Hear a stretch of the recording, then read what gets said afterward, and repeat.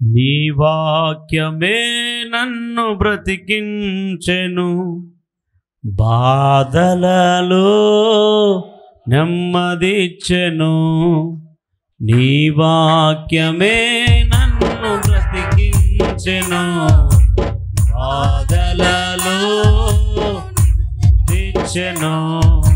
కృపాశక్తి దయాశక్తి సంపూర్ణుడా, వాక్యమై ఉన్న యేసు వందనమయ్యా. కృపాశక్తి దయాశక్తి సంపూర్ణుడా, వాక్యమై ఉన్న యేసు వందనమయ్యా. నీ వాక్యమే నన్ను బ్రతికించెను, బాధలలో నెమ్మదిచ్చెను. నీ వాక్యమే నన్ను బ్రతికించెను, బాధలలో నెమ్మదిచ్చెను. ఎక్కడున్నాం మనం? అపవాదికి చోటు ఇవ్వకూడదు. అపవాదికి చోటిచ్చిన వారు పొందుకున్న నష్టాలు, పోగొట్టుకున్నవి. అపవాదికి చోటిచ్చిన వాళ్ళు వాళ్ళ బ్రతుకులు ఏమైనాయి అనే అంశంను మనం చూస్తుంటున్నాం. ఆ అంశంలో పాత నిబంధనలో ఒక రాజు చోటిచ్చాడు అని చూసుకున్నాం. ఎవరు ఆ రాజు పేరు? సౌలు రాజు. ఈ రాజుని గురించి చెప్పేశాను నేను. ఇంకేమైనా మిగిలిందా? ఎక్కడ వరకు వచ్చాం? సౌలులో ఏముండింది? మొదటగా దేవుని ఆత్మ. అదేమైంది? వెళ్ళిపోయింది. దేవుని ఆత్మను పంపింది ఎవరు? దేవుడే. దేవుని ఆత్మను లోపల నుంచి తీసేసింది ఎవరు? దేవుడే. దేవుని ఆత్మను ఎందుకు ఇచ్చాడు? దేవుని ఆత్మను ఎందుకు తీసేశాడు? దయ్యపు ఆత్మను ఎందుకు పెట్టాడు? దురాత్మని కదా. అంటే దేవుడికి దేవుని ఆత్మని ఇవ్వడం తెలుసు, దురాత్మను పంపడం తెలుసు. అర్థమైందా? దురాత్మ రావడానికి కారణం ఉంది, దేవుని ఆత్మ ఇవ్వడానికి కారణం ఉంది. దేవుని ఆత్మను ఎందుకు ఇచ్చాడు? అతడు దేవుడు రాజుగా అభిషేకం చేశాడు. అతడు రాజ్య పరిపాలన చేయాలి ఇశ్రాయేలీలకి. కాబట్టి అతని జ్ఞానం సరిపోదు, కాబట్టి దైవ జ్ఞానం కావాలి. కాబట్టి దేవుడు తన ఆత్మతో సౌలుని నింపాడు. అయితే సౌలును తన ఆత్మతో నింపినటువంటి సౌలు 10వ అధ్యాయం 10వ వచనంలో దేవుని ఆత్మతో నింపాడు. అయితే మనకి 16వ అధ్యాయం 14వ వచనం లోపల దురాత్మ వచ్చేసింది లోపలికి. దేవుని ఆత్మ ఉన్నటువంటి ఆత్మ బయటికి వెళ్ళిపోయింది. దానికి కారణం ఏమి? 2 కారణాలు చెప్పానా? 2 తప్పిదాలు చేశాడని చెప్పాను. మొదటి తప్పిదం ఏం చేశాడు? గిల్గాల్ అనే ప్రాంతంలో సమాధాన బలి, దహన బలి అర్పించడానికి అన్నీ రెడీ చేసి, రెడీగా ఉంటూ నేను వస్తాను, నేను వచ్చిన తర్వాత అర్పిద్దామని చెప్పాడు సమూయేలు ప్రవక్త. ఇప్పుడు సమూయేలు చెప్పకపోయి ఉంటే ఓకే, లేదు సమూయేలు నువ్వు అర్పించు నేను రాకపోయినా అని చెప్పింటే ఓకే. కానీ సమూయేలుకు చెప్పాడు, నేను వచ్చేంత వరకు నువ్వు వెయిట్ చేయాలి అని చెప్పాడు. ఏం చెయ్యాలో నేను వచ్చి నీకు చెప్తాను, తర్వాత మనం చేద్దామని చెప్పాడు. అయితే ఇతడేం చేశాడు? సమూయేలు రాకముందే తొందరపడి బలులు అర్పించేసి అన్నీ కాజేశాడు. వెంటనే సమూయేలు ప్రవక్త వచ్చి అడుగుతా ఉన్నాడు, ఈ అవివేక పని చేశావు, దేవుని ఆజ్ఞను గైకొనకుండా పోయినావు, దేవుడేమో నీ మీద నిత్యంగా రాజుగా చేయాలనుకున్నాడు, కానీ ఇప్పుడు నీ రాజ్యం నిలబడదు అని చెప్పేశాడు. సరే, అక్కడ మిస్టేక్ అయిపోయింది. పాప క్షమాపణ లేక పశ్చాత్తాపడి ఉండాలా, కానీ సౌలు పడలేదు. తర్వాత 2వ ఆజ్ఞ చెప్తాడు 15వ అధ్యాయం 3వ వచనంలో, మొదటి సామూయేలు గ్రంథంలో, ఫలానా అమలేకీయులు నాకు విరోధంగా లేచారు. ఎప్పుడు లేచారు? ఇశ్రాయేలీలు కానానికి వెళ్ళేటప్పుడు ఫస్ట్ అడ్డుకునింది వాళ్ళే. నిర్గమకాండం 17 చివరి వచనంలో ఆ వచనాన్ని 15వ అధ్యాయం 2వ వచనంలో జ్ఞాపకం చేస్తున్నాడు. జ్ఞాపకం చేసి వాళ్ళని మొత్తం నాశనం చేయాలా. వాళ్ళ ఆవులు, పశువులు, మేకలు, స్త్రీలు, పురుషులు, రాజు ఎవరిని పెట్టకూడదు, బొత్తిగా నాశనం చేయాలా. అది దేవుని యొక్క ఆజ్ఞ. ఇప్పుడు యుద్ధానికి పోయినాడు. యుద్ధానికి పోయిన తర్వాత ఏం జరిగింది? యుద్ధం చేశాడు, వాళ్ళని ఓడించాడు, అందరిని చంపుకుంటూ వచ్చాడు, కానీ రాజును చంపలేదు, అట్లే పట్టుకుని వచ్చినాడు. తర్వాత క్రొవ్విన పశువుల్ని, క్రొవ్విన గొర్రెల్ని అవన్నీ కూడా ఏం చేసినాడు? తన కోసరము తీసుకుని వచ్చేసుకున్నాడు. వెంటనే తీసేసుకొని వచ్చే సంతోషపడుతున్నాడు, సంబరపడుతున్నాడు. అబ్బా, నేను దేవుని ఆజ్ఞను భలే నెరవేర్చినాను. ఆ రాత్రే దేవుడు మాట్లాడేసినాడు సమూయేలుతో. మనం పెట్టినాం చూడు రాజు, వాడు పనికి మాలినాడు, వాడు నా మాట వినలేదు, వాడిని రాజుగా పెట్టిందని నేను పశ్చాత్తాపడుతున్నా అని చెప్పేసి రాత్రే దేవుడు మాట్లాడేసినాడు. ఆ రాత్రి అంతా ఏడుస్తున్నాడు సమూయేలు ప్రవక్త. అయ్యో, ఇంత భయంకరమైన వాడిని పెట్టేశామే, దేవుని మాటకు లోబడిన వాడిని. ఉదయకాలం లేచి సమూయేలు సౌలుని ఎదుర్కొని పోతుంటే వందనాలు చెప్పి ఆశీర్వదించబడినవాడా రా అంటున్నాడు ఈయన ఆయన్ని. స్తోత్రం హల్లెలూయా. వెంటనే నేను దేవుని ఆజ్ఞలన్నీ నెరవేర్చినాను అట్లా అంటాడు. అప్పుడు వెంటనే సమూయేలు అడుగుతాడు, అయితే నాకు వినబడుతున్న గొర్రెలు మేకల రంకెళ్ళు శబ్దాలు ఏంటి అని అడిగితే, ఓ ప్రజలు తెచ్చేసినారు దేవునికి బలి అర్పించేదానికి అంటాడు. వీడు రాజునా పనికి మాలినోడు? హల్లెలూయా చెప్పాలా? రాజుకి దేవుడు ఏం చెప్పాడు, ఏం చేయాలో ఏం చెప్తాడో దేవుడు అది చేయాలా. ఏసేసి రారా అంటే ఏసేసి రావాలా. కొంచెం మిగిల్చుకొని వస్తాను, కొంత ఎత్తుకొని వస్తాను, ఇవన్నీ చెప్పకూడదు. దేవుడు ఏం చేస్తాడో ఒకసారి మోసేతో చెప్తాడు మాట్లాడు అంటాడు, ఇంకోసారి కొట్టు అంటాడు. కొట్టేటప్పుడు కొట్టాలా, మాట్లాడేటప్పుడు మాట్లాడాలా. దేవుడు ఆ ముందు కొట్టమన్నా, అందుకే ఇప్పుడు కూడా కొట్టేసినాడు రా. హల్లెలూయా హల్లెలూయా చెప్తారా? ఎట్టా అట్లా చేయొచ్చా? గమనించాలా. దేవుడు ఒకసారి కొట్టు అంటాడు, ఒకసారి మాట్లాడు అంటాడు. ఎందుకు కొట్టు అంటాడు కారణం ఉంటుంది, ఎందుకు మాట్లాడు అంటాడు కారణం ఉంటుంది. దేవుడు చెప్పే ప్రతి వెనకాల ఒక కారణం ఉంటుంది. కొట్టేటప్పుడు కొట్టాలా, మాట్లాడేటప్పుడు మాట్లాడాలా. సేమ్ లైక్ సౌలు జీవితంలో అలాగే ప్రియ దేవుని బిడ్డలారా ఏం చేశాడు అని అంటే అన్నిటినీ తీసుకుని వచ్చేసి అప్పుడు దేవుడు చెప్తాడు.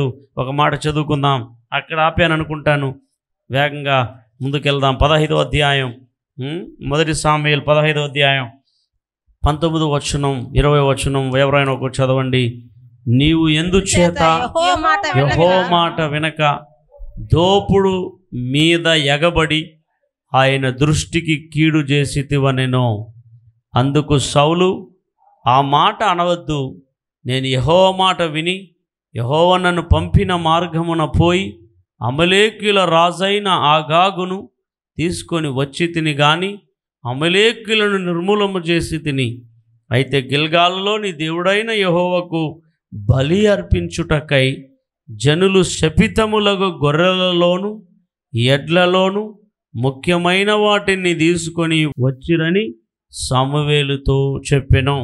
22లో అంటాడు, అందుకు సమూయేలు తాను సెలవిచ్చిన ఆజ్ఞను ఒకడు గైకొనుట వలన యెహోవా సంతోషించినట్లు ఒకడు దహన బలులను అర్పించుట వలన ఆయన సంతోషించునా? ఆలోచించుము.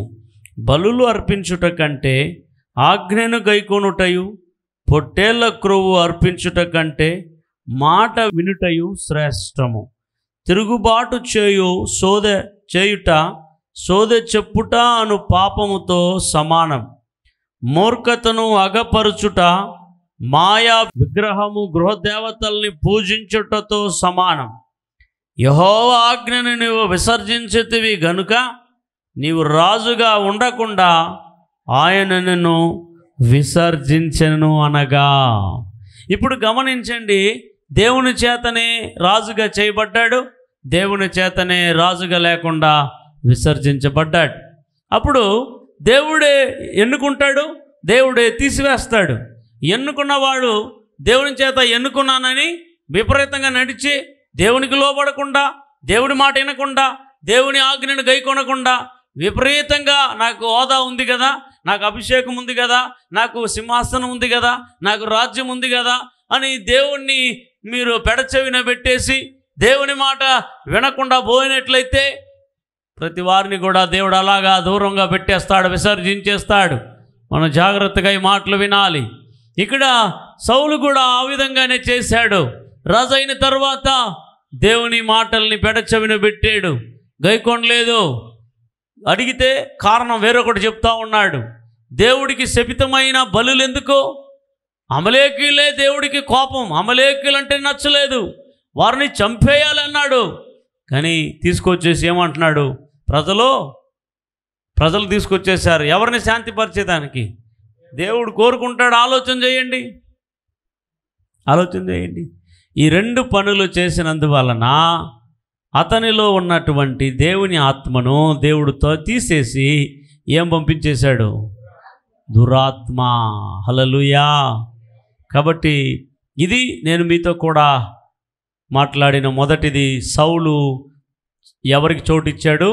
అపవాదికి, దురాత్మకి చోటు ఇవ్వడం వల్ల చివరికి ఏం జరిగింది? ఇది ఆత్మ వెళ్ళిపోయింది, దురాత్మ వచ్చింది. వచ్చిన తర్వాత ఏమేమి ఇబ్బంది పెట్టింది అదిదా చూడాలి. ఏమేమి ఇబ్బంది పెట్టింది దురాత్మ వచ్చిన తర్వాత? అక్కడ రాయబడింది, ప్రియ దేవుని బిడ్డలారా, 16వ అధ్యాయం 14వ వచనంలో, యెహోవా ఆత్మ సౌలును విడిచిపోయి యెహోవా యొద్ద నుండి దురాత్మ ఒకటి వచ్చి అతన్ని వెర్రపింపగా. ఏమి చేసిందంట? వెర్రపించిందంట. తమిళ్లో మాట ఏం రాయబడిందంటే కలవరపరిచింది అని రాయబడింది. చెప్పండి, ఏం మాట?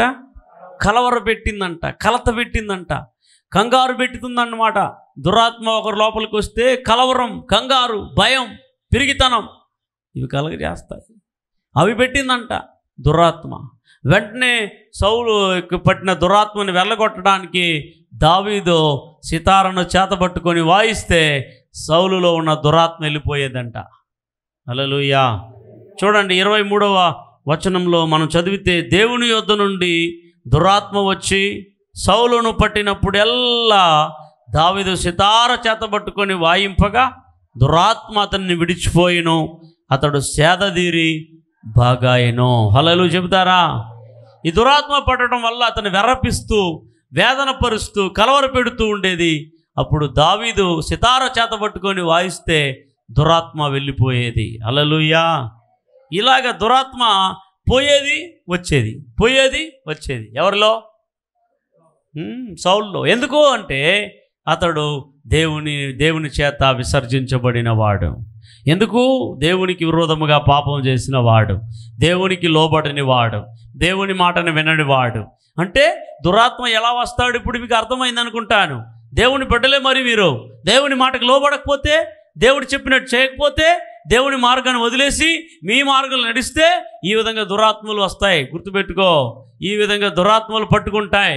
ఈ విధంగా పట్టుకుంటే ఆ దురాత్మని దేవుడే వదిలించాలి, ఇంకెక్కడ కూడా వదిలించుకోలేరు ప్రియ దేవుని బిడ్డలారా. హల్లెలూయా. ఇంకొకటి, దురాత్మ రావటానికి ఈ రెండు విధమైనటువంటి కారణాలు ఒక ఎత్తైతే, ఇంకొక విషయం కూడా మనకు పరిశుద్ధ బైబిల్లో కనబడుతుంది. చూడండి, దురాత్మ రావటానికి ఇంకొక విషయం మనం చదువుకుందాం. 1 సాముయేలు గ్రంథం 18వ అధ్యాయము 9-10 వచనాల్లో, కాబట్టి నాట నుండి సౌలు దావీదు మీద విషపు చూపు నిలిపెను. మరునాడు దేవుని యొద్ద నుండి దురాత్మ సౌలు మీదికి బలముగా వచ్చినందున అతడు ఇంటిలో ప్రవచించుచుండగా దావీదు మునుపటిలాగున వీణ చేత పట్టుకొని వాయించెను. హల్లెలూయా చెప్తారా? హల్లెలూయా. ఇది కారణం ఏమిటి అని మనం చూస్తే 17వ అధ్యాయంలో దావీదు గోలియాతును చంపాడు. గోలియాతును చంపి వాని తలను చేతబట్టుకొని వచ్చినప్పుడు ఇలా స్త్రీలందరూ కూడా పాట పాడారు. సౌలు 1000 కొలది, దావీదు 10,000 కొలది అని పాట పాడారు. హల్లెలూయా చెబుతారా? అవునే, నిజమే. వాళ్ళు పాడింది కరెక్టే, తప్పేం కాదు, కరెక్ట్గానే పాడారు. అయితే ఆ మాట ఎవరికి నచ్చలేదు? సౌలుకి నచ్చలేదు. ఎందుకనంటే అప్పటికి ఎవరు రాజు? సౌలు రాజు, దావీదు రాజు కాదు. అరే, దావీదు ఒక గొర్రెల కాపురివాడు, వానికి 10,000 మందిని చంపాడని పాడుతున్నారు, నాకేమన్నా 1000 కొలదని పాడుతూ ఉన్నారు. నేను ఎంత తక్కువ అయిపోయినాను వాళ్ళ ముందర అనుకొని అతడు ఏం చేశాడంట? బైబిల్లో రాయబడింది చూడండి, అక్కడ రాయబడింది 7వ వచనంలో, ఆ స్త్రీలు గాన ప్రతి గానములు చేయుచు వాయించుచు సౌలు 1000 కొలదియు దావీదు 10,000 కొలదియు శత్రువులను హతం చేసిరని ఆ మాటలు సౌలు నాకు ఇంపుగా నుండనందున అతడు బహు కోపం తెచ్చుకొని వారు దావీదునకు 10,000 కొలది అనియు నాకు 1000 కొలది అనియు స్తుతులు పాడిరే రాజ్యము తప్ప మరి ఏమి అతడు తీసుకొనగలడు అనుకొనెను. కాబట్టి నాట నుండి సౌలు దావీదు మీద విషపు చూపు చూపెను. ఆమేన్. హల్లెలూయా. ఆమేన్ చెప్పాలి గట్టిగా. హల్లెలూయా.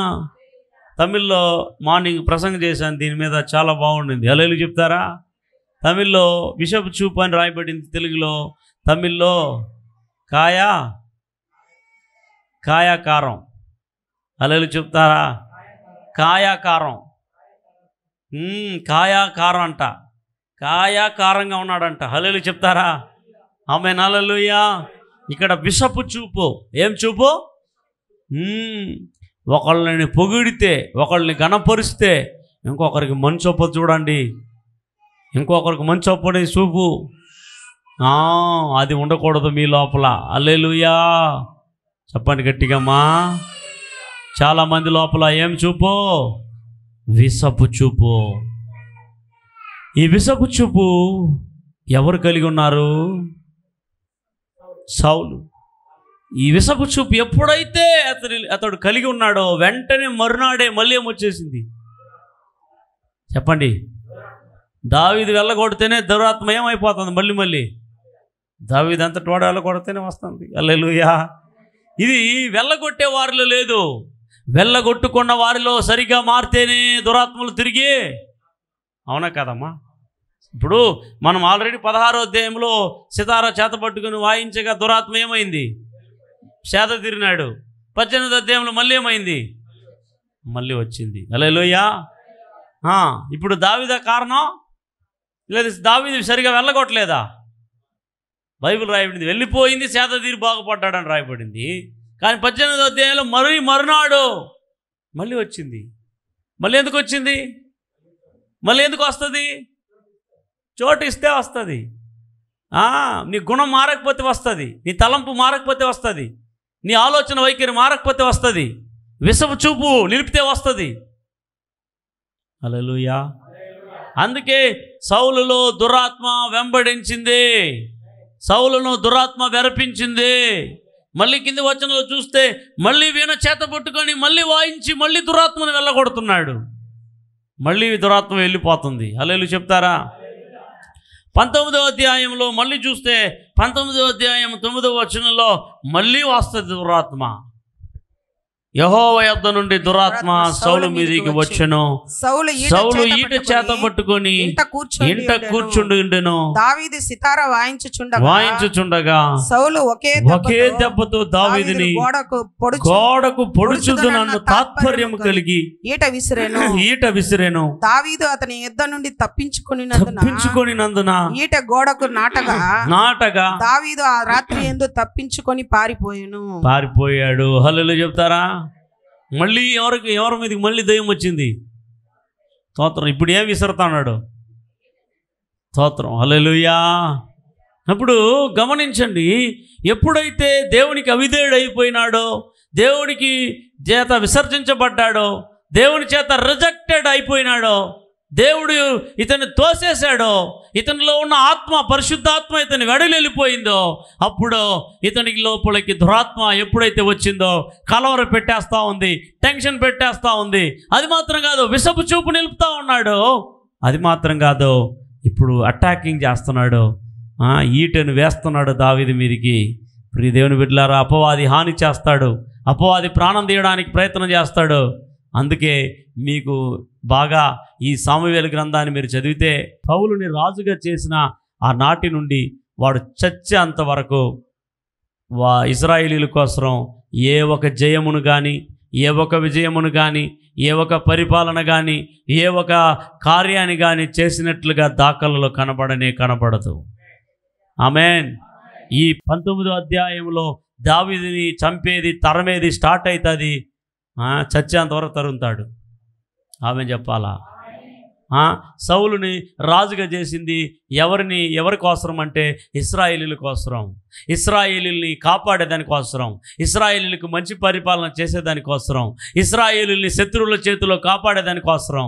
కానీ అతడు ఇశ్రాయేలీయులకు అండగా నిలబడాల్సినటువంటి సౌలు ఒక్క దావీదుని చంపడమే తన జీవితం అంతటా కూడా పూనుకున్నాడు. అయితే చాలామంది చెప్తారు కదా, నా ఎంట్రుకు కూడా పీకలేవని. అట్లా దావీదు ఎంట్రుకు ఒక్కటి కూడా పీకలేకపోయినాడు. హల్లెలూయా చెప్తారా? హల్లెలూయా చెప్పాలి గట్టిగా. దావీదుని టచ్ కూడా చేయలేకపోయినాడు. ఇంకా దావీదు చేతికే చాలాసార్లు దొరికినాడు సౌలు, చాలాసార్లు దొరికినాడు. ఏసేయాలంటే ఒకే దెబ్బ తీసేసి ఉంటాడు దావీదు. కానీ దావీదు దేవునికి భయపడేవాడు. ఆమెను చెప్తారా? దేనికి భయపడ్డాడు తెలుసా? ఒక స్థలంలో చెప్తాడు, దావీదు సైనికుడు చెప్తాడు, అయ్యా నువ్వు అని చెప్పు అని వేసేసి వస్తా. అప్పుడు దావీదు ఏమంటాడు తెలుసా? అతని మీద అభిషేకం ఉన్నది, ఆ అభిషేకించిన వాడిని ముట్టకూడదని దేవుడు బైబిల్ చెప్తుంది. దురాత్మ కలిగిన వాడు, అసలు అభిషేకం ఎప్పుడో పోయింది, కానీ ముందు పెట్టినటువంటి అభిషేకాన్ని, ఆ అభిషేకం పెట్టింది ఎవరో? దేవుడే కదా. అప్పుడు నేను దేవుణ్ణే చంపిన వాడు అవుతాను. అభిషేకాన్ని నేను అమర్యాద చేయను, తాకను, ఆ అభిషేకాన్ని తాకను. What a wonderful wonderful. Hallelujah చెప్తారా? ఇలాంటి బుద్ధులు సేవకులకు రావాలి ఈరోజు. ఎవడన్నా ఊరిక ఏదైనా మాట్లాడితే చాలు అప్పుడే జుర్రని వానికి విరోధంగా పోస్టులు పెట్టేది, వ్యతిరేకంగా మాట్లాడేది, ఈ పనికి మాలిన వాళ్ళు, వీళ్ళంతా సౌలు రకం. దావీదు చూడండి, నేను అసలు సౌలుని ఏం చేయలేను, అతని మీద ఉన్న అభిషేకానికి మర్యాద ఇచ్చాడు. అతనికి కాదు ఆమె చెప్పాలి, హల్లెలూయా చెప్పాలి. అర్థమైందా? అయితే చివరికి కన్క్లూషన్కి వస్తున్నాను, వేరే మెసేజ్కి వెళ్తాం మనం. మొదటి వ్యక్తి ఇలాగ చోటు ఇవ్వడం వల్ల ఎక్కడ కూడా అతను సమాధానంగా లేడండి. సంతోషం నిద్రపోయిన రోజులు లేవు, నెమ్మదిగా పడుకోలే, పిచ్చి పట్టినోడు, వీడిని చంపేయాలి. ఇంకా అసలు దావీదు ఎవరు తెలుసా? సొంత అల్లుడే, కూతురునిచ్చినాడు. హల్లెలూయా చెప్తారా? హల్లెలూయా. ఓసారి కూతురు చెప్తాడు, మీ ఇంటి ఆయన లేపేస్తా, ఆయన దుప్పటి కప్పేసి పడుకో ఉంటాడని పోయి అట్లే పోయి కూర్చుతాడు, దుప్పట్లు ఆడున్నాడు. ఎప్పుడు ఎస్కేప్ దావీదు. హల్లెలూయా చెప్తారు గట్టిగా. మంచం మీద ఒట్టి దుప్పటిని పోయి బల్లెంతో పొడుస్తాడు, అయిపోయినాడు అనుకుంటాడు, దుప్పటి లోపల ఆడున్నాడు దావీదు, ఎస్కేప్. అప్పుడు కూతురు అంటున్నాడు, నన్ను కూడా ఏమారు చేసినావు కదమ్మా నువ్వు. హల్లెలూయా చెప్తారా? ఎన్ని అల్లుడు చంపాలని ప్రయత్నం చేసి ఒక్క స్థలంలో కూడా దేవుడు తన చేతికి అప్పచెప్పలేదు. చివరికి ఒప్పేసుకుంటాడు, నన్ను దేవుడు విసర్జించేసినాడు, నేను పనికిరాను, నిన్నే దేవుడు ఎన్నుకుంటాడని దీవించేస్తాడు. అయితే చివరు ఎలా చచ్చిపోతాడంటే, ఫిలిష్తీయుల యుద్ధంలో ఇతడు చావు దెబ్బతిని కొర ప్రాణంతో ఉండేటప్పుడు తన యొక్క సామాన్లు, తన యొక్క ఆయుధాల మీద పడి చివరిగా సూసైడ్ చేసుకొని చచ్చిపోతాడు. అది అతని చావు. చూడండి, అతను మాత్రం కాదు, తన కుటుంబం అంతా. తర్వాత ఆ కుటుంబం నుండి ఒక రాజులు లేదు, మళ్ళీ ఆ కుటుంబాన్ని తుడిపేశాడు దేవుడు. ఆ కుటుంబానికి నో ఛాన్స్, రాజరిక ఫ్యామిలీ లేకుండా చేసేసాడు. అతని తర్వాత ఎన్నుకున్న వాడే దావీదు. ఆ దావీదు రాజయ్యాడు, తన కొడుకు రాజయ్యాడు. అట్లాగా యూదా రాజులందరూ దావీదు ఫ్యామిలీ నుండి వచ్చిన వాళ్ళే, ఒక్క ఫ్యామిలీ నుంచి. ఆమె చెప్పాలి గట్టిగా. అయితే ఈ సౌలు ఇంత దారుణంగా చనిపోవడానికి కారణం దేవుని ఆత్మను కోల్పోవడం, దురాత్మకి చోటు ఇవ్వడం. దురాత్మ పడితే ఫ్యామిలీలు తరతరాలే మొత్తమే ఇట్లాగా తయారవుతాయి. అందుకే ఎవరికి చోటు ఇవ్వద్దు చెప్పండి? దేనికి చోటు ఇవ్వద్దు? దురాత్మలకి నువ్వు చోటు ఇవ్వకూడదు. ఏమేమి చోటు ఇచ్చేది? తిరుగుబాటు చేసేది, మొండితనం చేసేది, దేవుడిని మాట పెడచెవిన పెట్టేది, ఇష్టానుసారంగా జీవించేది. సౌలు క్వాలిటీస్ ఎవరెవరిలో ఉంటుందో వారి లోపలికి దురాత్మలో రావడానికి ఆస్కారం. అందుకని నేను అలాగా జీవన వైఖరిని మార్చుకొని మార్పు నొంది, ప్రభువా నీ ఆత్మ ఎప్పుడు నాలో ఉండాలి. దావీదు ప్రార్థన చేశాడు కదా, నీ ఆత్మ నాలో నుండి తీసివేయద్దు, నీ పరిశుద్ధ ఆత్మ నాలో నుండి తీసివేయద్దు, స్థిరమైన మనసు నాకు పుట్టించు, నూతన హృదయాన్ని నాకు కలిగజేయి, నీ సన్నిధిలో తోసేయద్దు అని ప్రార్థన చేసినట్టుగా ప్రార్థన చేయాలి. కానీ ఎప్పుడు కూడా అలా ప్రార్థన చేసిన దాఖలు సౌలు జీవితంలో కనపడదు. చివరికి అలాగనే చనిపోతాడు. 1 సామ్యుయేలు గ్రంథం చివరి అధ్యాయంలో సౌలు చనిపోయినటువంటి అవన్నీ కూడా రాయబడింది. మీరు ఇంట్లో వెళ్ళి ధ్యానం చేయండి. హల్లెలూయా. తర్వాత ఇంకొక సంభవాన్ని ఈరోజు నేను మీతో కూడా మాట్లాడబోతుంటున్నాను. న్యాయాధిపతుల గ్రంథంలో ఒక సంభవం జరుగుతుంది. ఆ సంభవాన్ని ఒకసారి ధ్యానం చేసుకుందాం. 9వ అధ్యాయం 23వ వచనం. అబీమెలెకు 3 సంవత్సరాలు ఇశ్రాయేలు మీద ఏలికై ఉండెను. 23. అప్పుడు యెరుబ్బయలు 70 మంది కుమారులకు చేయబడిన ద్రోహ ఫలము వారిని చంపిన అబీమెలెకును వారి సహోదరుని మీదికి అతడు తన సహోదరులను చంపునట్లు అతని చేతులను బలపరిచిన షెకెము యజమానుల మీదికి వచ్చినట్లును వారు చేసిన ప్రాణహత్య వారి మీద వచ్చినట్లును దేవుడు అబీమెలెకును షెకెము యాజకులకును వైరము కలుగుటకై వారి మీదికి దురాత్మను పంపెను. అప్పుడు షెకెము యజమానులు అబీమెలెకును వంచించిరి. హల్లెలూయా చెబుతారా? ఈ స్టోరీ అలాగనే చెప్తాను, ఇది ఎక్కువ తీసుకుంటే సమయం అవుద్ది కాబట్టి ఈ స్టోరీ మీకు ఎందుకు చెప్తున్నానంటే, సౌలు లోపలికి పంపించింది కూడా దురాత్మని దేవుడే. ఇక్కడ కూడా న్యాయాధిపతుల గ్రంథంలో కూడా దేవుడే పంపుతున్నాడు దురాత్మని. హల్లెలూయా చెప్తారా? మీరు ఈ 9వ అధ్యాయానికి ముందరగా మీరు చదివితే ఆ న్యాయాధిపతులలో ఒకని పేరే గిద్యోను. చెప్పండి, ఏం పేరు చెప్పండి? న్యాయాధిపతులలో ఒక న్యాయాధిపతి పేరు గిద్యోను. ఆ గిద్యోనికి 70 మంది పిల్లలు. అమ్మా, ఎంతమంది పిల్లలు? 70 మంది పిల్లలు. ఈ గిద్యోనికి తన భార్యకి 70 మంది పిల్లలు కాకుండా ఒక ఉపపత్తిని పెళ్లి చేసుకొని ఆ ఉపపత్తికి ఒక కొడుకు, సొంత భార్యకి 70 మంది. గమనించండి. ఇప్పుడు గిద్యోను చచ్చిపోయినాడు. గిద్యోను వాళ్ళ తండ్రి చచ్చిపోయిన తర్వాత ఈ ఉపపత్తికి పుట్టినటువంటి కొడుకున్నాడు అబీమెలెకు. అతని పేరు ఏం పేరు? అబీమెలెకు. అతని పేరు అబీమెలెకు. ఇతడేం చేస్తాడు, ఆ షెకెములో ఉన్నటువంటి యజమానులు పెద్దవాళ్ళు అందరినీ పురికొల్పి, నేను యజమానుడిగా ఉండాలా, నేను అధిపతిగా ఉండాలా మీ అందరికీ, లేదంటే 70 మంది ఉండాలా కోరుకోండి అని చెప్పేసి వాళ్ళతో మాట్లాడి ఏం చేస్తాడంటే, ఆ షెకెములో ఉన్న అందరినీ తన వైపు తిప్పుకొని తానే అధిపతిగా తానే రాజుగా పట్టాభిషేకం చేయండి, నేనే మిమ్మల్ని ఏలుతాను అని చెప్పేసి ఈ అబీమెలెకు అనే అతను అయిపోతాడు. ఆ ఊరి వాళ్ళందరూ కూడా ఇతన్ని ఎన్నుకుంటారు. సరే, మంచిదే, ఎన్నుకొని లేదా పరిపాలన చేయడానికి లేదా అధికారిగా పెట్టుకోవడానికి ఉండొచ్చు. అయితే ఏం మిస్టేక్ చేశాడంటే, ఇప్పుడు సొంత పిల్లలు కదా 70 మంది గిద్యోనుకి, ఇప్పుడు వాళ్ళు ఇతనికి ఆపోజిట్ అవుతారని ఆ 70 మందిని ఏం చేశాడంటే ఒక్కసాటుగా కొండ మీద తీసుకెళ్ళి అందరిని చంపేశాడు. ఎంతమందిని? 70 మందిని. ఇది న్యాయమా? ఇది దేవుడు కోరుకుంటాడా? అందుకని ఇప్పుడు అబీమెలెకు అనే అతడు గిద్యోను ఉపపత్తికి పుట్టిన కొడుకు, కానీ 70 మంది సొంత కొడుకులు, వాళ్ళందరినీ చంపించేశాడు. వాళ్ళందరి చావు రక్తాపరాధం దేవుడు వదిలిపెట్టలేదు. హల్లెలూయా. అందుకనే ఇప్పుడు అబీమెలెకు అధిపతి, ఆ అబీమెలెకుకు లోబడుతున్నటువంటి ఆ షెకెము యజమానులకి ఈ అబీమెలెకుకి ఇద్దరికి కలహం వచ్చేటట్లు, వైరం ఏర్పడేటట్లు దేవుడు ఏం పంపాడు? దురాత్మను పంపాడు. హల్లెలూయా చెప్తారా? ఈ 9వ చాప్టర్ అంతా కూడా మీరు చదివిన తర్వాత ఒక తిరగటి ఇసురుతున్న రాయిని తోసేస్తుంది ఒక స్త్రీ. హల్లెలూయా. మీరు ఆ వాక్యాన్ని చదివితే 9వ అధ్యాయం 52వ వచనంలో లేదా 51, ఆ పట్టణము నడుమన ఒక బలమైన గోపురం ఉండగా స్త్రీ పురుషులు పట్టణపు యజమానులు అక్కడికి పారిపోయి తలుపులు వేసుకొని గోపుర శిఖరం మీదకి ఎక్కిరి. అబీమెలెకు ఆ గోపురం వద్దకు వచ్చి దాని మీద పడి యుద్ధము చేసి అగ్ని చేత దాన్ని కాల్చుటకు గోపుర ద్వారం వద్దకు రాగా ఒక స్త్రీ అబీమెలెకు తల మీద తిరగటి మీది రాతిని పడవేసినందున అతని కపాలములు పగిలెను. హల్లెలూయా చెప్తారా?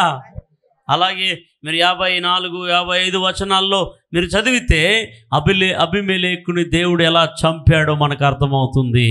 హల్లెలూయా. గట్టిగా ఆమేన్ చెబుతారా? ఆమేన్. అప్పుడు ఈ కలహాలు, వైర్యాలు కల్పించేది కూడా ఎవరని ఇప్పుడు అర్థమవుతుంది మనకి? దురాత్మ. చెప్పండి. అందుకని ఎవరైనా మనము హత్య చేసిన ఎడల, లేదా ఎవరైనా హత్య చేయడానికి పొరికొల్పిన ఎడల, లేదా ఎవరైనా ఇట్లాగా ఆలోచనలు ఇచ్చేది సైతానాత్మ.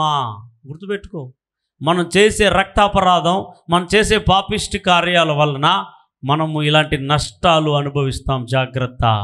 ఇప్పుడు 70 మందిని చంపేసి అతడు అధిపతిగా అయిపోయి అతడు ఏం తీసుకుపోయినాడు, ఏం లేదు, అతన్ని కూడా చంపేశారు. ఆమేన్, హల్లెలూయా చెప్తారా? మనం బైబిల్లో రాయబడింది, మనం ఏమి విత్తుతామో అదే మనం కోస్తాం. కత్తి తీసేవాడు కత్తితోనే చస్తాడని రాయబడింది. ఆమేన్. అందుకే హత్య చేయకూడదు. జంతువుల హత్య కాదు, మానవుని హత్య. ఆమేన్, హల్లెలూయా. జంతువుల్ని మనము ఆహారంగా ఇచ్చాడు. జంతువుల వధ దేవుడు అసలు లెక్క అడగడు. అర్థమైందా? జంతువుల వధ లెక్క అడగడు. అయితే మనుష్యులను హత్య చేస్తే లెక్క అడుగుతాడు. ప్రతి మనిషిలో దేవుని ఆత్మ ఉంది. ఆయన లెక్క అడుగుతాడు. ఆ లెక్కకు జవాబు చెప్పాలి. అందుకే జాగ్రత్త. ఒక ప్రాణాన్ని తీసేది లేసైనది కాదు, అది ఎప్పటికీ వదలడో దేవుడు. నువ్వు ఎక్కడ దాక్కున్నా, నువ్వు హత్య చేసావు, నేను ఖచ్చితంగా లెక్క అడిగి తిరుగుతాడు. నువ్వు హత్య చేస్తే ప్రతి హత్య నీకు చేయబడతాయి. జాగ్రత్త, జాగ్రత్త. హల్లెలూయా. కాబట్టి దీని అన్నటి కారణం ఏంటి? ఆ వైర్యానికి దురాత్మను దేవుడు పంపాడు. ఈరోజు కుటుంబాల్లో భార్య భర్తలకి ప్రాబ్లమ్స్ ఎక్కువైపోయి విడిపోవడానికి కారణం స్పిరిట్, ఈవిల్ స్పిరిట్ ఎంటరింగ్. భార్యనో భర్తనో లోబడదో, తిరుగుబాటు చేస్తారు, అందువల్ల ఎంటర్ అయిపోతాడు అపవాది. అందుకే ప్రాబ్లమ్స్. ఈరోజు కుటుంబాల గలాట్లు, శాంతి లేదు, సమాధానం లేదు. తండ్రిని చూస్తే పిల్లలకు కాదు, పిల్లలు చూస్తే తండ్రికి కాదు. కుటుంబంలో ఎప్పుడు చూసినా పోరాటం, గొడవలు, ఘర్షణలు, గుద్దులాటలు, కొట్లాటలు, అనేక భయంకర అమర్యాదమైన మాటలు. దీని వెంపటి సైతానాత్మ ఉంటుంది. ఎక్కడైతే సమాధానం, బైబిల్ రాయబడింది, అల్లరికి కర్త సాతాను, సమాధానానికి కర్త దేవుడు. హల్లెలూయా చెప్పాలి గట్టిగా, హల్లెలూయా. కాబట్టి ఇక్కడ కూడా దురాత్మని దేవుడే పంపినట్లుగా మనం చూస్తుంటున్నాం. అయితే ఇంకొక వ్యక్తిని ఈరోజు మనం ధ్యానం చేద్దాం. వేగంగా ముందుకెళ్దాం. దేవుని ఆత్మకు బదులు సైతాన్ ఆత్మకి చోటు ఇవ్వడం వల్ల ఇంకొక వ్యక్తి నష్టపోయిన విధానాన్ని మనం చూద్దాం. ఇక్కడ సౌలు చాలా బలమైన నష్టాన్ని చూసాం. అయితే మొదటి దినవృత్తాంతములు, ఫస్ట్ క్రానికల్స్ చాప్టర్ 21 వర్స్ 1. తరువాత సాతాను ఇశ్రాయేలునకు విరోధముగా లేచి ఇశ్రాయేలీలను లెక్కించుటకు దావీదును ప్రేరేపింపగా. హల్లెలూయా. ఎవరిని? స్తోత్రం, హల్లెలూయా. అయ్యా, మనకి ప్రేరేపణలు వస్తుంటాయి, రేపుతూ ఉంటారు. ఆమేన్. హలో, అందరూ చూడండి ఇట్లా. సిస్టర్స్, బ్రదర్స్, ప్లీజ్ మీరు మీ తలలు ఎత్తుకొని చూడండి కింద నుంచి. ఆమేన్. మన లోపల ఒకరు రేపుతూ ఉంటారు. అవునా? రేపుతూ ఉంటారా లేదా? ఆమేన్, హల్లెలూయా. మనలో ఒకటి శరీరం రేపుతుంది, ఇంకొకటి ఆత్మ రేపుతుందా లేదా? నిజంగా చెప్పండి. శరీరం రేపుతుంది మనల్ని, ఆత్మ రేపుతుంది. ప్రేరేపణ అంటారు దాన్ని. మనలో కలిగే ఊహ, మనలో కలిగే ఆలోచనలు, దీన్నే ప్రేరేపణ అంటారు. ఆమేన్. ఆ ప్రేరేపణ మన ఆత్మ మనకు కలిగిస్తుంది మంచి మంచి ప్రేరేపణలు. శరీరం కొన్నిసార్లు మంచివి చూపిస్తాయి, కొన్నిసార్లు చెడ్డవి చూపిస్తాయి. అయితే ఈ రెండు కాకుండా ఇంకొక రేపు వస్తుంది మనకి.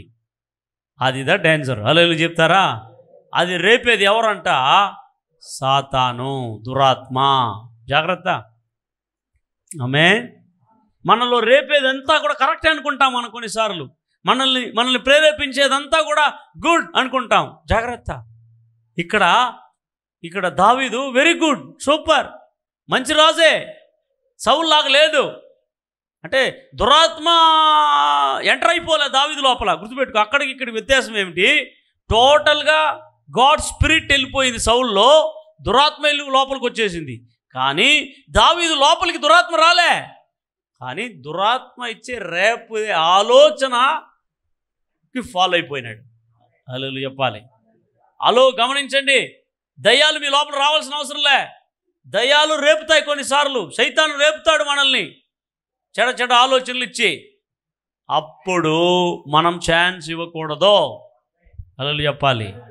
అర్థమైందా? లోపలికి ఎంటర్ అవ్వడం సౌలులో, రేపడం బయట నుంచే రేపుతాడు మనల్ని. లోపల రాలే, కానీ ఆలోచన కలిగిస్తాడు, చెడు ఆలోచనలు కలిగిస్తాడు. కలిగిస్తాడా లేదా? లేదా? అలా చెప్పాలా?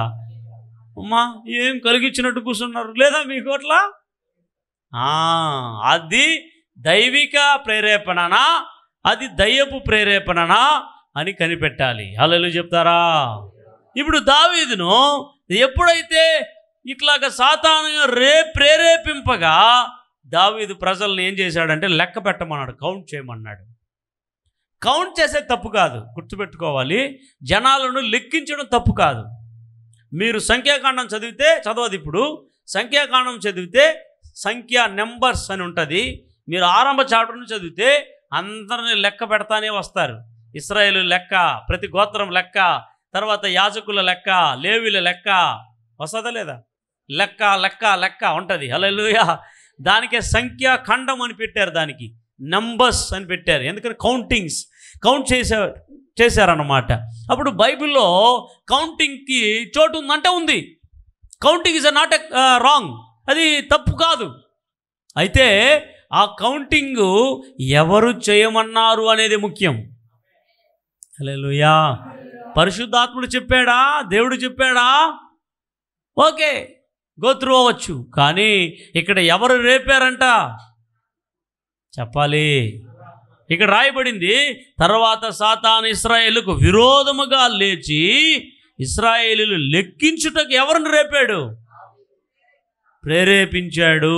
దావీదు అప్పటికి ఎవరు? ఇశ్రాయేలుకు రాజు. హల్లెలూయా చెప్తారా? ఇప్పుడు రాజుని రేపి ప్రజల్ని లెక్క పెట్టండి అంటున్నాడు. దాంట్లో తన యొక్క సేనాధిపతి అధిపతిగా ఉన్నటువంటి యోబు అంటాడు 3వ వచనంలో, రాజా నా ఏలినవాడా, యెహోవా తన జనులను ఇప్పుడున్న వారి కంటే 100 ఎక్కువ మందిని చేయునుగాక, వారందరూ నా ఏలిన వాని దాసులు కారా, నా ఏలిన వానికి ఈ విచారం ఎలా, ఇది జరగవలసిన హేతువేమి, జరిగిన ఎడల ఇశ్రాయేలుకు శిక్ష కలుగునని మనవి చేసెను. యోబు ఎరిగినాడు, కానీ ఎవరు ఎరగలేదు ఆ సమయంలో. యోవాబు అంటున్నాడు, ఇశ్రాయేలుకి ఏం కలుగుతుంది? ఇది ఇశ్రాయేలీలకు విరోధమైన ఆలోచన, ఇది ఇశ్రాయేలీలకు విరోధమైన తలంపు. యోవాబు చెబితే నేనే రాజు నువ్వా? దావీదు అంటున్నాడు, నేనే రాజు నువ్వా? నేను చెప్పించేరా పోయి. హల్లెలూయా చెప్తారా? ఆమేన్, హల్లెలూయా. అయితే తర్వాత వచనంలో రాయబడింది చూడండి, 7వ వచనం చదివితే మీకు అర్థమవుతుంది. ఈ కార్యము దేవుని దృష్టికి ప్రతికూల మగుట చేత ఆయన ఇశ్రాయేలీయులను బాధ పెట్టెను.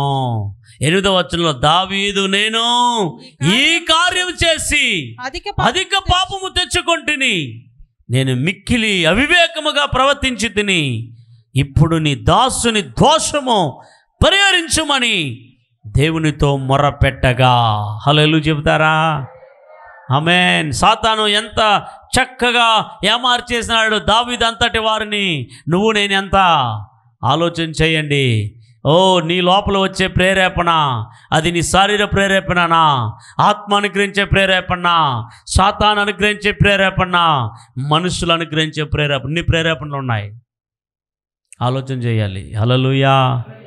ఆమేన్. కొన్నిసార్లు శరీరం తప్పు ఆలోచనలు ఇస్తాయి, వాటిని ఖండించాలి ఆత్మ ద్వారా. కొన్నిసార్లు మనుషులు తప్పు ప్రేరేపణలు రేపుతారు, దాన్ని ఖండించాలి వాక్యం ద్వారా. కొన్నిసార్లు అపవాది కూడా మన లోపల అనేక ప్రేరేపణలు ఇస్తాడు. జాగ్రత్త.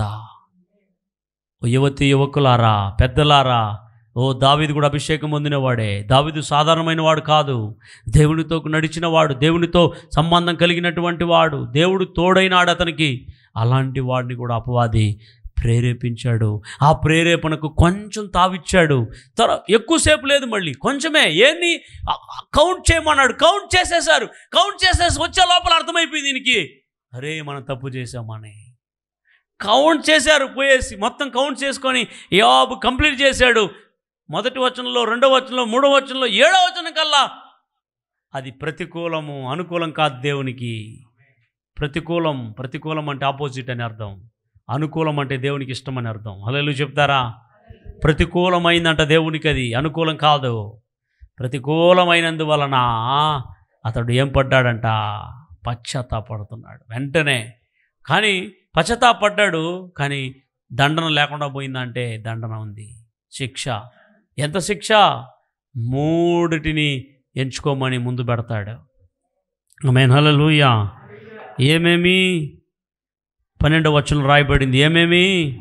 3 పాటు కరువు కలుగుట, 3 పాటు కరువు కలుగుట, 3 నెలల పాటు 3 నెలల పాటు నీ శత్రువులు కత్తి దూసి తరుమగా నీవు వారి ఎదుట నిలవలేక నశించిపోవుట, 3 దినముల పాటు దేశమందు యెహోవా కత్తి అనగా తెగుళ్ళు నిలుచుట చేత యెహోవా దూత ఇశ్రాయేలు దేశమందంతటా నాశనము కలుగజేయుట అను వీటిలో ఒకదానిని కోరుకొనుమని యెహోవా సెలవిచ్చుచున్నాడు. కావున నన్ను పంపిన వానికి నేను ఏమి ప్రత్యుత్తరం ఇవ్వవలనో దాన్ని యోచించుము. అందుకు దావీదు, నేను మిక్కిలి ఇరుకులో చిక్కి ఉన్నాను, యెహోవా మహాకృప గలవాడు, నేను మనుషుల చేతిలో పడక ఆయన చేతిలోనే పడుదును గాక అని గాదుతో అనెను. హల్లెలూయా చెప్తారా? ఇప్పుడు ఇరకాటంలో పడిపోయినాడు దావీదు, 3 పెట్టేసినాడు ముందర.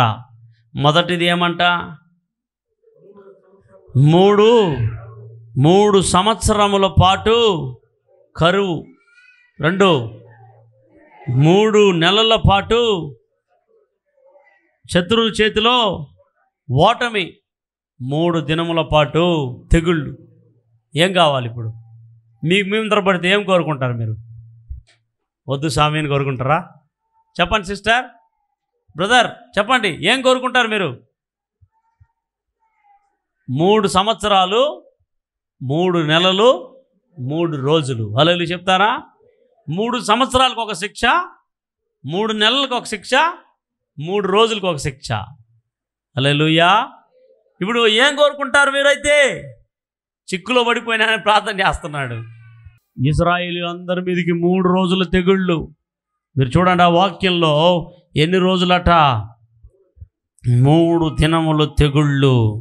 ఆ తెగుళ్ళ చేత అనేకులు చనిపోతారు. హల్లెలూయా. ఆ వాక్యాన్ని చూడండి. కావున యెహోవా ఇశ్రాయేలు మీదికి తెగుళ్ళు పంపగా ఇశ్రాయేలీలలో 70,000 మంది చచ్చిరి. ఎంతమంది అంటమ్మా? ఒక చిన్న ప్రేరేపణకు ఎంతమంది చనిపోయినారో? 70,000 మంది.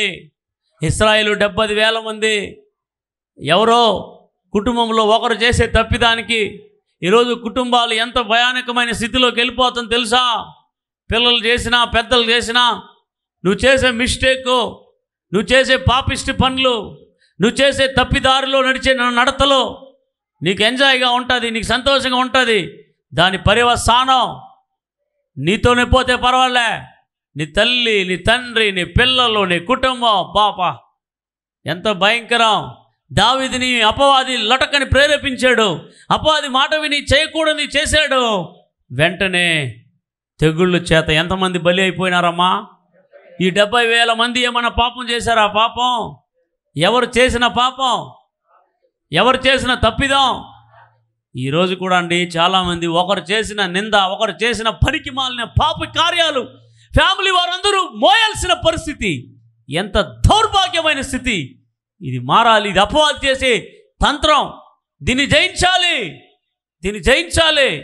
వెనక ముందు ఆలోచన చేయాలి. ఒక స్టెప్ వేసేటప్పుడు, ఒక పని చేసేటప్పుడు, ఒక కార్యం చేసేటప్పుడు ఇది పనికి వస్తుందా? దీనివల్ల యూస్ఫుల్ ఉందా? దీనివల్ల నష్టం ఉందా? ఇది దేవునికి మహిమనా, దేవునికి అవమానమా? ఆలోచన చేసేలేదు ముందు వెనక. అట్లే గుడ్డిగా పోయేదే, గుడ్డిగా నమ్మేదే. దేవుడు చూస్తుంటాడు. మనం లోపల చేసేది ఒక రోజుకి బట్ట బయలవుతుంది. హల్లెలూయా. ఆ రోజు భ్రష్టు పట్టిపోతుంది. ఆ దినాలు ఆసనం అవబోతుంది. జాగ్రత్త. ఈరోజే లోపల ఉన్న పాపం, ఈరోజు నీ కంటి వరకే ఉన్న పాపం, ఒకవేళ నీ మైండ్ వరకే ఉన్న పాపం, ఒకవేళ నీ సెల్ ఫోన్ వరకే ఉన్న పాపం, నీ దగ్గరికి రాకముందే, నువ్వు దానితో మమేకం అవ్వకముందే, అది నిన్ను కబలించకముందే, అది నిన్ను ఇరుకులో పడవేయకముందే వదిలిపెడితే బతికి బయటపడతావు. లేదంటే ఇలాంటి చావులే చూస్తాం. జాగ్రత్త. హల్లెలూయా చెప్తారా? హల్లెలూయా. ఇప్పుడు ఆ సంహార దూతని పంపించింది. ఆ తెగుల చేత 70,000 మందిని చంపింది కూడా దేవుడే. ఇప్పుడు అదే దూత యెరూషలేము మీదకి వెళ్తున్నాడు. అప్పుడు దూతను చెప్తున్నాడు దేవుడే, యెరూషలేము మీద చేయి ఆపో, అది నా పట్టణం. హల్లెలూయా చెప్తారా? ఆమేన్. యెరూషలేము మీదకి వెళ్లకుండా ఆపాడు. అప్పుడు కాళ్ళ వేళ పడ్డాడు దేవుని దగ్గర. దావీదు, అయ్యా, ఈ గొర్రెల వంటి వాళ్ళు ఏ తప్పు చేయలేదయ్యా, నేనే చేశానయ్యా, నా మీదికి రానియ్యా, నా ఇంటి వాళ్ళ మీదికి రానియ్యా అని గోజాడి ప్రార్థన చేశాడు. దావీదుకి ముందుగానే దేవుడు ఆశీర్వాదం ఇచ్చేసినాడు. నీ సంతతిలో రాజులుగా ఉంటారు, లేదా దావీదు కూడా వేసేసి ఉంటాడు దేవుడు మాట నెరవేరిస్తే ఆ మాట పొందుకున్న వ్యక్తి తప్పితే కూడా దేవుడు తప్పోడు, న్యాయం గలవాడు. హల్లెలూయా చెప్తారా? దావీదు తప్పిపోయినాడు, వేసేసి ఉండొచ్చు దావీదుని, అప్పుడు దేవుడు తప్పిపోయినవాడు అవుతాడు కదా. మాట ఇచ్చేసి ఏం చేసినా తప్పు చేసినాడని వేసేసినావు అంటాడు. హల్లెలూయా. దేవుడు అలాగ అన్యాయం చేయవాడు కాదు. అది ఏమంటారు, ఒక ప్లానింగ్ ఇచ్చేసి ఆ ప్లానింగ్ తప్పు అయిపోయిందని చెరిపేసి ఇంకొకటికి ఏడు మళ్ళీ దేవుడు ఆయన ప్లానింగ్లో ఏమైతే పెడతాడో ఆ ప్లానింగ్ తీసుకున్నవాడు తప్పు అయినా కూడా వాడిని శిక్షించి గద్దించి సరి చేసేస్తాడు. ఆమె చెప్పాలి గట్టిగా. అయితే దావీదులో ఏమరా అంటే వెంటనే పశ్చాత్తాపడ్డాడు, కానీ సౌలులో లేదు ఇది. సౌలుకి దావీదుకి వ్యత్యాసం ఏమంటే సౌలు కనుక్కొనే లేదు, వాడు ఎంతసేపు చెప్పినా అదే కోకలు నడిచాడు. కానీ దావీదు వెంటనే రెస్పాండ్ అయిపోతాడు, వెంటనే వెంటనే నేను చేసిందే నేనే మిస్టేక్ అని ఒప్పుకుంటాడు. ఇప్పుడు కౌంటింగ్ చేయమన్నాడు గట్టిగా. యోబు చెప్తున్నాడు, ఇశ్రాయేలు మీద శిక్ష వస్తుంది, నేను చెప్పించేయరు అంటాడు. ఈ 8వ వచనానికల్లా అప్పుడే రెపెంటెన్స్, ఇంకా తెగులే రాలే అప్పటికే. హల్లెలూయా చెప్తారా? ఇప్పుడు తెగులు వచ్చిన తర్వాత ఇంకా ఏడ్చి ఇంకా కాళ్ళు పట్టుకొని అడుగుతాడు. వెంటనే అప్పుడు గాదు ప్రవక్త చెప్తాడు, వెంటనే నువ్వు దేవుణ్ణి నీకు బలిపీఠం కట్టి బలి అర్పించు, అప్పుడు దేవుడు శాంతమవుతాడు, ఈ తెగుళ్ళన్నీ ఆగిపోతాయి అంటాడు. వెంటనే ఏం చేస్తాడు తెలుసా? అక్కడ పొలం కొనేస్తాడు, డబ్బుకే ఒక పొలాన్ని కొని ఒక బలిపీఠం కట్టి అక్కడ దేవునికి బలి అర్పిస్తాడు. అప్పుడు దేవుడు శాంతిస్తాడు. ఆ కట్టబడిన ఆ స్థలమే సొలొమోను ఆలయం కట్టబడినది. హల్లెలూయా చెప్పాలి గట్టిగా. ఆమేన్. హల్లెలూయా. అరౌనా ఆ పొలాన్ని కొంటాడు, అక్కడ బలిపీఠం కడతాడు. అద్భుతంగా చూడండి. ఆ మాట మాత్రం మనం చూద్దాం. ఎన్నో వచనం అంటే 26వ వచనంలో, పిమ్మట దావీదు యెహోవాకు అచ్చట ఒక బలిపీఠం కట్టించి దహన బలులను సమాధాన బలులను అర్పించి యెహోవాకు మొరపెట్టగా ఆయన ఆకాశంలో నుండి దహన బలిపీఠం మీదికి అగ్ని వలన అతనికి ప్రత్యుత్తరం ఇచ్చెను. యెహోవా దూతకు ఆజ్ఞాపింపగా అతడు తన కత్తిని మరలా వరలో వేసెను. గట్టిగా ఆమేన్ చెప్తారు గట్టిగా. హల్లెలూయా. ఆ బలిపీఠం కట్టి బలి అర్పించిన తర్వాత ఆ దూత తన కత్తిని వరలో పెట్టాడంట. అంతవరకు సంహరిస్తానే వచ్చాడంట దూత. హల్లెలూయా చెప్తారా? హల్లెలూయా. ఒకరు చేసిన మిస్టేక్ జాగ్రత్త. తల్లిగా నువ్వు చేస్తే, తండ్రిగా నువ్వు చేస్తే, కూతురుగా కొడుకుగా మీరు చేసే మిస్టేక్స్ నీ వరకే కాదు, నీ ఇంటి అందరిని బాధిస్తుంది. నీ ఇంట్లో వారిని కాదు, నీ బంధువులను బాధిస్తుంది. జాగ్రత్త. అందుకే ఇంత బాధలు ఎందుకు? ఈ పాపిష్టి కార్యాలు చేసి తెచ్చుకోవడం, దాన్ని దూలుపి వదిలేయి, దాన్ని దూరం చేయి, అప్పుడు బాగుపడతావు. నీ జీవితం బాగుపడుతుంది, నీ బ్రతుకు బాగుపడుతుంది. దావీదు రిపెంటెన్స్ చేశాడు, రిపెంటెన్స్ చెందాడు. ఈరోజు నువ్వు చెందు. ప్రభు నీతో మాట్లాడుతున్నాడు. హల్లెలూయా. ఎవరికి చోటు ఇవ్వకూడదు, అపవాదికి చోటు ఇవ్వకూడదు, అపవాది ప్రేరణకు కూడా చోటు ఇవ్వకూడదు. చెప్పండి, అపవాది ప్రేరేపణకు కూడా చోటు. చేయి పట్టుకొని చెప్పండి పక్కలో, అపవాది ప్రేరేపణకు చోటు. అపవాది ప్రేరేపణలు ఎలాంటివి? దొంగతనం చేయి, నాశనం చేయి, హత్యలు చేయి, ఫోన్ చేయి, మెసేజ్ చేయి, పాపం చేయి, హల్లెలూయా, ఆడు తిరుగు, ఈడు తిరుగు, పెళ్ళి కాకముందే పిల్లలు కనుక్కో, పెళ్ళి కాకముందే సంబంధం పెట్టుకో, ఇట్లాంటివే అపవాది ఇచ్చేది. స్తోత్రం.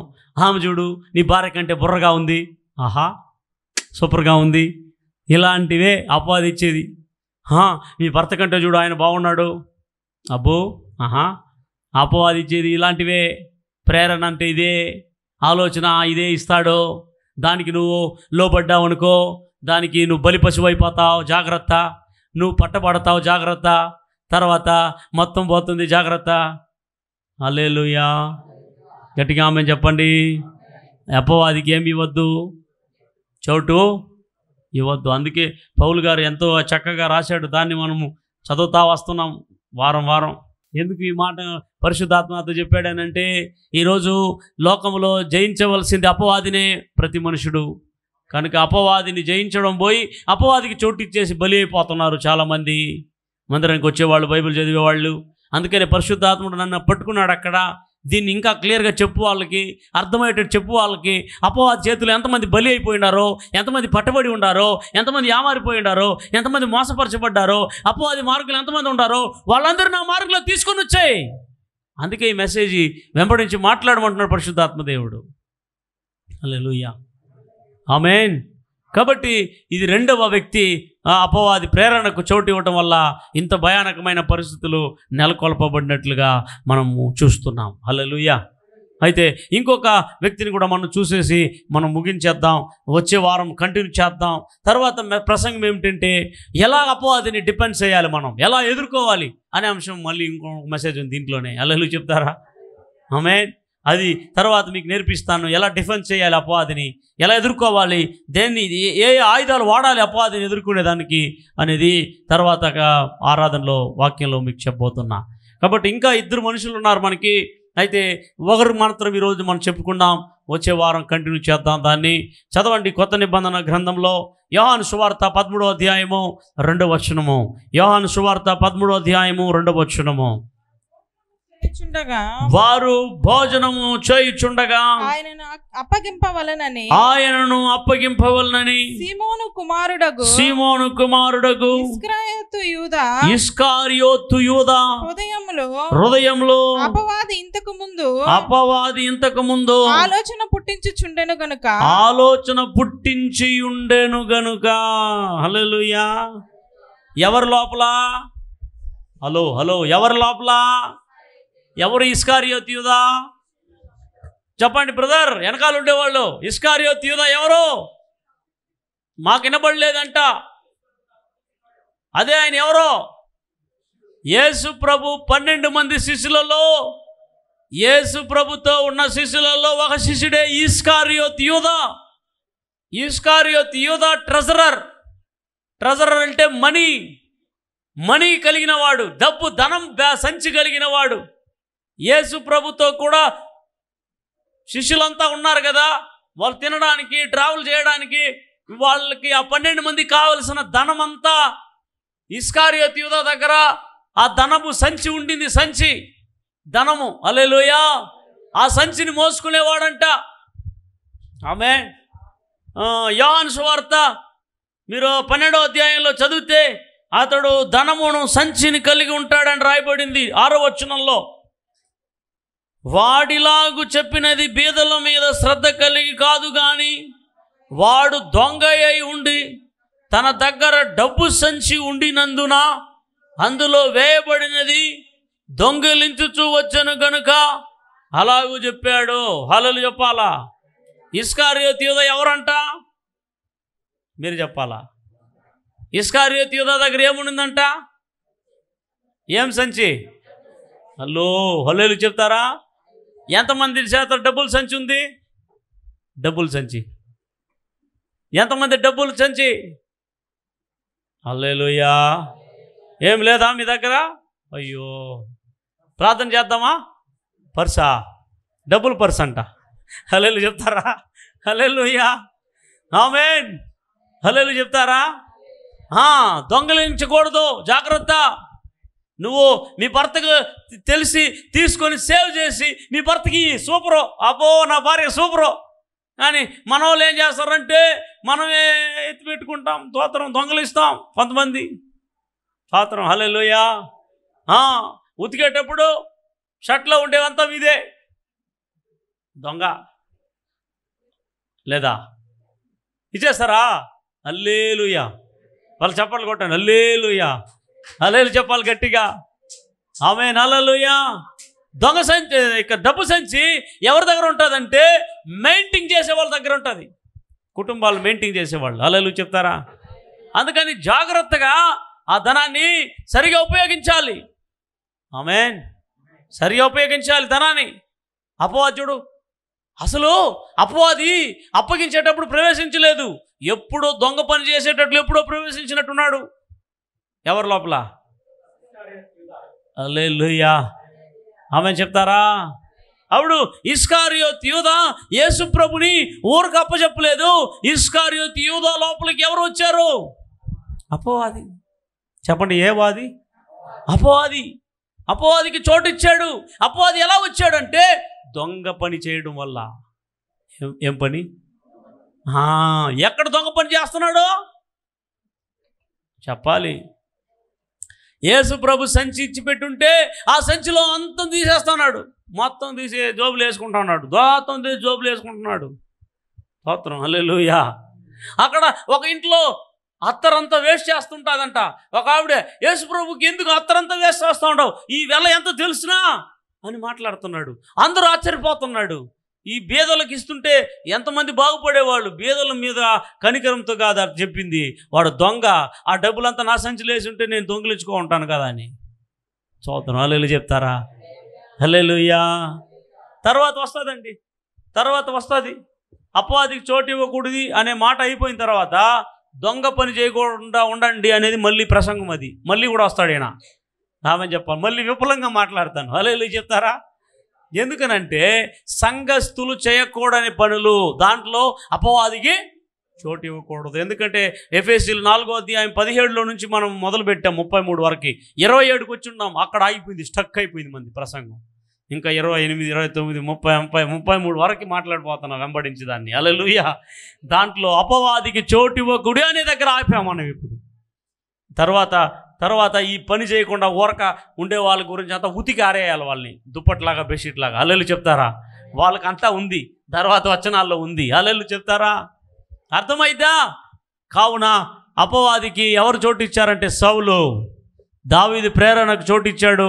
ఎంతమంది చచ్చిపోయినారు? ఇప్పుడు ఎవరు ఇచ్చినారు చోటు? ఇస్కారియోతు యూదా. ఎవరిని అప్పచెప్పేసినాడు లాస్ట్కి? ఒరే బాబు హల్లెలూయా. ఈరోజు అపవాది ఎంత భయంకరమైన వాడు చూసారా? అపవాది ప్రవేశిస్తాడు, జాగ్రత్త. ఒకవేళ నువ్వు అనుకోవచ్చు, నేను బల్ల తీసుకుంటానే, నేను రొట్టె తీసుకుంటానే, నేను బాప్తీసం తీసుకున్నానే, నేను అభిషేకం తీసుకున్నానే, నాలో కూడా వస్తాడా అని మీరు నన్ను అడిగితే, ఇక్కడ రాయబడింది వాడు ఆ రొట్టెను తీసుకున్నాడు, అప్పుడు వచ్చింది. హల్లెలూయా చెప్తారా?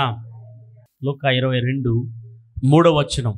లూకా 22:3 అంతటా 12 మంది శిష్యుల సంఖ్యలో చేరిన ఇస్కరియోతు యూదా అనబడిన యూదాలో సాతాను ప్రవేశించెను. ఎవరు? సాతాను ప్రవేశించెను. హల్లెలూయా. అవును, సాతాను ప్రవేశించాడు. ఎప్పుడైతే సాతాను ప్రవేశించాడో అప్పుడు యేసు ప్రభుకి ఏం ఆడాడు? బేరం. యేసు ప్రభు, నేను మీకు ఇస్తే నాకెంత ఇస్తారు? ఆమేన్. అవునండి. ధనానికి ధనం సంపాదనకి దేన్నైనా అమ్మేస్తారు మనోళ్ళు, జాగ్రత్త. హల్లెలూయా చెప్తారా? కొంతమంది భార్యలు అమ్మేస్తారు, కొంతమంది భర్తలు అమ్మేస్తారు, కొంతమంది పిల్లలు అమ్మేస్తారు. అమ్ముతారా లేదా సమాజంలో? హల్లెలూయా చెప్తారా? హల్లెలూయా. ధనం కోసం ఏదైనా అమ్మేయడానికి సిద్ధంగా ఉంటారు.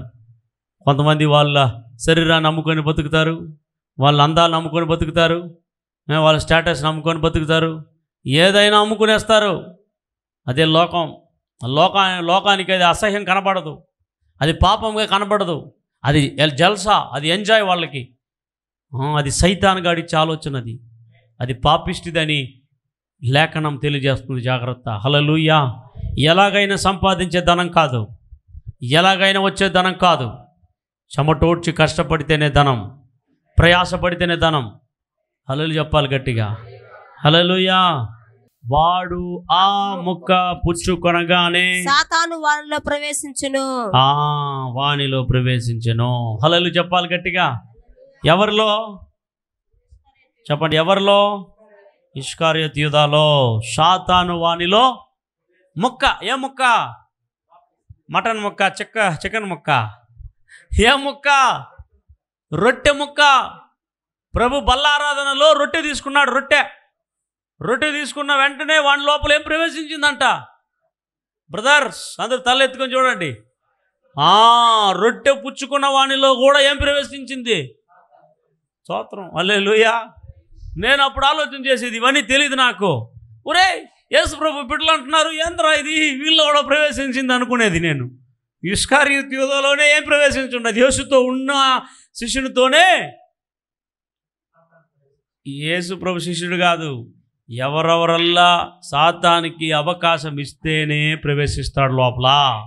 అవకాశం ఇవ్వకపోతే తరివేయమని కొడితే అపవాది లోపల ఏమి కాలేడు, ప్రవేశించలేడు. హల్లెలూయా చెబుతారా?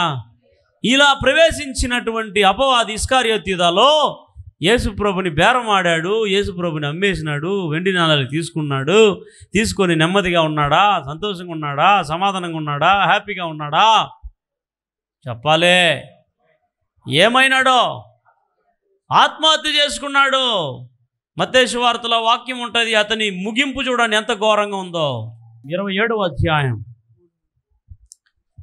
3వ వచనంలో, అప్పుడు ఆయన అప్పగించిన యూదా ఆయనకు శిక్ష విధింపబడగా చూచి పశ్చాత్తాపపడి ఆ 30 వెండి నాణెములను ప్రధాన యాజకుని యొద్దకును పెద్దల యొద్దకును మరలా తెచ్చి, నేను నిరపరాధ రక్తమును అప్పగించి పాపం చేసితినని చెప్పెను. వారు దానితో మాకేమి, నీవే చూసుకోమని చెప్పగా అతడు ఆ వెండి నాణెములను దేవాలయంలో పారవేసి పోయి ఉరి పెట్టుకున్నాడు.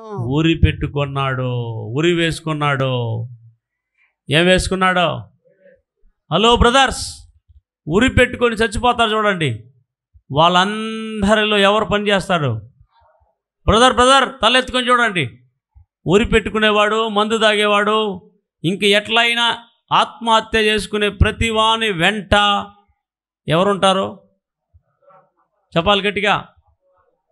అందుకే ఈ లోకంలో ఎంత అవమానమైనా జరగని, ఎంత నిందలైనా రాని, నువ్వు నిలబడేవాడే దేవుని బిడ్డ. అపవాది నిందలు వచ్చేటప్పుడు, అవమానాలు వచ్చేటప్పుడు, నువ్వు జరగకూడని జరిగేటప్పుడు నీ దగ్గరకు వచ్చి చెప్తాడు, నీకు అవమానం జరిగిపోయింది, నీ పేరు పూసింది, నువ్వు ఇంకా బతికి లాభం లేదు, చచ్చిపో అంటాడు. ఆమేన్. అట్లాంటి ఆలోచనలోకి బలైన వాళ్ళు ఇక్కడ చాలామంది కూర్చోన్నారు ముందు కాలంలో. ఇప్పుడు కాదు. అవునా? నిజమా? ఎంతమందికి అలాంటి ఆలోచనలు వస్తుంది? ఒకటి. హలో, అంతేనా? మీకు రాలేదా? చచ్చిపో అనే ఆలోచన ఎప్పుడు రాలేదా? మీకు రాలేదా? Very good. అయితే హల్లెలూయా చెప్తారా? చాలామందిలో చచ్చిపో అవును చచ్చిపో అది అపవాది సైతాను. అందుకే వాడిని తన్ని బయటికి పంపించండి. అపవాది ఏమంటాడంటే, నువ్వు చేతగాని వాడు, నీ జ్ఞానం లేదు, నీ లైఫ్ ఇంతే, నీ బ్రతికింతే, నువ్వు ముందుకెళ్ళలేవు అని చెప్పేసి మనల్ని డిమోటివేట్ చేస్తుంటాడు, మైనస్ చేస్తుంటాడు, మనకి ఏమీ లేనట్లుగా చూపిస్తూ ఉంటాడు. అందుకే అపవాదికి చోటు. చెప్పండి గట్టిగా. ఇప్పుడు అపవాది లోపల ప్రవేశించడం వల్ల ఏం జరిగింది? యేసుప్రభుని అమ్మేసినాడు. యేసుప్రభుని అమ్మేసినప్పుడు ఆ ధనం మనం పెట్టుకొని బతకాలి కదా. ఆ ధనం కూడా పారేసి, ధనము లేదు, లైఫ్ ప్రాణం పోయింది. ఇది అపవాది చేసే పని. యేసును అమ్ము, యేసును అమ్మే, ధనాన్ని కొను. ధనాశ. జాగ్రత్త. ధనాశ సమస్త కీడులకు మూలం. విశ్వాసం నుండి తొలగిపోతారు, ఉరి పెట్టుకుంటారు. జాగ్రత్త. కాబట్టి అపవాదికి ఏమి ఇవ్వద్దు. పక్కలో చూసి చెప్పండి, అపవాదికి చోటు ఇవ్వద్దు. హల్లెలూయా. వచ్చే వారము ఇంకొకరు చెప్పేసి అపవాదిని ఎలా జయించాలి, ఎలా డిఫెండ్ చేయాలి వాడిని. అపవాదిని జయించడానికి మన దగ్గర ఉండాల్సిన టూల్స్ ఏమిటి? అపవాదిని జయించడానికి మనం ఎలా సిద్ధపడి ఉండాలి, ఏమేమి మనం కలిగి ఉండాలి అపవాదిని ఎదుర్కొనేదానికి? అపవాది ఆలోచన కానీ, అపవాది ప్రేరేపణ కానీ, అపవాది తలంపులు కానీ, అపవాది మనలో ఎంటర్ కాకుండా ఉండడానికి కానీ మనం ఎలాగ సిద్ధపడాలి? మనం ఏం చేస్తే అపవాదిని ఎదుర్కోగలం, అపవాదిని ఓడించగలం అనేది టు బి కంటిన్యూ. హల్లెలూయా చెప్తారా?